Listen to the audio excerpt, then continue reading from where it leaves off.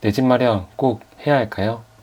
그냥 전세 월세 살면 안 될까요? 실제 전월세 이자랑 매매 대출 금액을 비교해보면 전월세가 확실히 더 저렴합니다. 또한 아파트 매매 대출 금액은 얼마인가요? 보통 3억에서 7억까지 큰 돈이 들어가기 때문에 대출 받기도 부담감이 있습니다. 그럼에도 불구하고 사람들이 집을 사는 이유는 무엇일까요? 과거부터 현재까지 집값 추세를 살펴보겠습니다. 3년, 5년, 10년 전 가격을 보더라도 현재까지 꾸준히 집값이 오르고 있다는 것을 알 수 있습니다. 오늘 영상에서는 집값이 오르는 근본적인 원리를 통해서 내 집 마련 타이밍과 어느 곳에 사야 하는지에 대해서 말씀드리겠습니다. 내 집 마련 장만하시는 분들께서는 참고하셔서 적절한 타이밍과 좋은 지역을 찾아가는 방법 꼭 알아가세요. 추가적으로 더 상세한 내 집 마련 A부터 Z까지 솔루션에 대해서도 준비하고 있습니다. 원하시는 분들께서는 아래 고정 댓글 확인해 보세요. 앞으로도 유익한 정보 원하신다면 구독과 좋아요, 알림 설정까지 꼭 부탁드립니다. 집값이 오르는 근본적인 이유와 원리를 알면 내 집 마련을 언제, 어디에 해야 할지 알 수 있습니다. 그럼 바로 그 원리에 대해서 설명드리겠습니다. 집값이 오르는 이유는 크게 두 가지가 있습니다. 인플레이션과 인프라 발전입니다. 인플레이션은 쉽게 말해서 돈을 너무 많이 찍어내서 돈의 가치가 떨어져서 실물 자산들의 가격이 오르는 것입니다.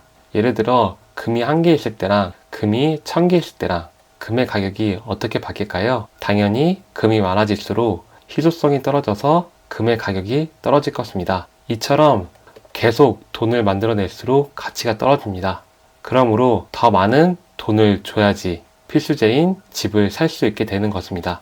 이러한 돈의 가치가 떨어지는 위험, 인플레이션을 방지하기 위해서라도 내 집 마련 한 채는 꼭 필요한 것입니다. 하지만 이런 의구심이 생기실 겁니다. 근데 왜 지방은 집값이 오르지 않고 더 떨어진 곳도 있을까 말입니다. 정말 똑똑하시네요. 항상 이렇게 의심하고 검증하셔야 합니다. 그 이유는 바로 수요와 공급 때문입니다. 아무리 돈이 많이 생기더라도 필요하지 않는 것들에 대해서는 돈을 쓰지 않기 때문입니다. 수요가 없는 제품 또는 강력한 대체제가 나타나면 그 상품은 점점 쇠퇴하게 됩니다. 예를 들어서 그 인기 많았던 mp3도 스마트폰이라는 강력한 대체제가 나오면서 자취를 감추게 되었습니다. 이처럼 살아가는데 필요한 양질의 일자리가 없는 곳이라면 수요가 점점 사라질 것입니다. 그러므로 그런 지방 지역 같은 경우에는 아파트의 상품에 대한 수요가 점차 없어지고 수도권이라는 대체제로 이동되기 때문에 집값이 상승하지 못하거나 떨어지게 되는 것입니다. 결국 집도 사람이 사고 파는 것이기 때문에 사람들의 수요와 공급에 대해서도 함께 보셔야 합니다.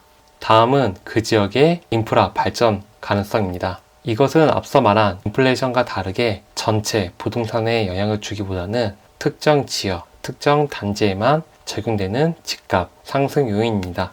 예를 들어서 2기 신도시들이 있습니다. 광교, 분당, 검단, 판교 신도시 등 과거 분양가와 지금 집값을 비교해 보시면 아실 겁니다. 인프라가 없을 때랑 인프라가 생기고 난 후에 집값을 말이죠. 그 원리를 보면 인프라가 발전되면서 땅의 가치가 올라가게 됩니다.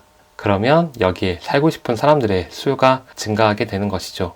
부동산은 한정된 땅에 짓는 것이기 때문에 수요는 늘어날 수 있지만 공급은 언제나 한계가 존재합니다. 이와 같은 수요와 공급의 원리에 따라서 이 집값이 상승하고 또 하락하게 됩니다. 그럼 여기서 의문이 생길 겁니다. 어디가 어떻게 발전될지 어떻게 알 수 있을지 말입니다. 전체 크게는 국토교통부에서 발행하는 제5차 국토종합계획, 그 외에 도시별로 발행하는 도시별 기본계획을 보는 것입니다. 하지만 너무 방대한 양과 해석하기도 어려운 게 사실입니다. 그래서 수도권 기준으로 어떻게 개발 호재를 알 수 있는지 꿀팁 말씀드리겠습니다. 그 꿀팁은 네이버 부동산 지도를 이용하는 것입니다. 네이버에서 네이버 부동산을 치고 이 지도에 들어가면 다음과 같이 오른쪽 상단에 개발이라는 버튼이 있습니다. 이 버튼을 누르게 되면 개발 예정되어 있는 전철, 철도, 택지 지구 등이 나옵니다. 이걸 토대로 네이버 검색을 통해서 어디까지 진행이 되고 있고 언제 완공이 되는지 확인하시면 됩니다. 이를 통해서 지금보다 미래 인프라가 좋을 곳인지 아닌지 판단하시고 내 집 마련하신다면 실패하지 않는 투자가 되실 겁니다.